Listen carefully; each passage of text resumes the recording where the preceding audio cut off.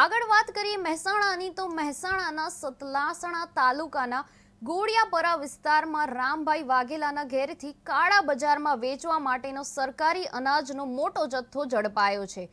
મામલતદાર BR ચાવડાને મળેલી બાતમીના આધારે પુરવઠા વિભાગ અને પોલીસની ટીમે દરોડા પાડી હતી। 127 ભરેલા કટ્ટા, પેક કરેલા કટ્ટા અને વાહનો સાથે મુદ્દામાલ જપ્ત કરાયો હતો।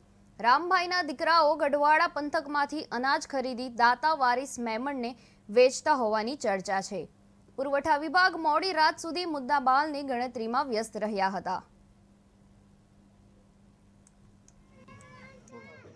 શું કહેશો આજે સતલાસણા ખાતે જે જથ્થો સરકારી અનાજનો પકડાયો છે બાબત? હા, આજે મામલતદાર સતલાસણા તરીકે મને મેસેજ મળતા ગોળિયાપરા ગામ, ગોળિયાપરા વિસ્તાર, સતલાસણાનો ગોળિયાપરા વિસ્તારમાં વાઘેલા વાસમાં નામ રામાભાઈ હેમાભાઈ વાઘેલા, ત્યાંથી જથ્થો પકડાયો છે સરકારી।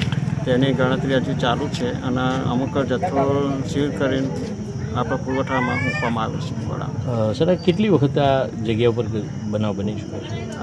લગભગ 2 વખત બનાવ મારા પહેલાં ચાલી છે, જે અગાઉ પણ આ ભાઈ પકડાયેલા છે।